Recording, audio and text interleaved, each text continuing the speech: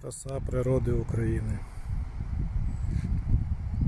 Корсунь Шевченкова, Черкаська область.